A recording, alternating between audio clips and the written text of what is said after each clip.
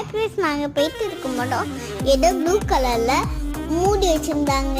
என்னன்னு பார்த்தா கடை தண்ணியில் உப்பு எடுத்து தந்தாங்க.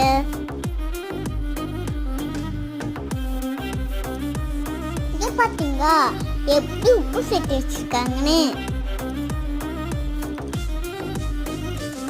இந்த கிளிக் பண்ணி கடையில் விற்கிறாங்க. அதெல்லாம் நம்ம யூஸ் பண்ணணும்.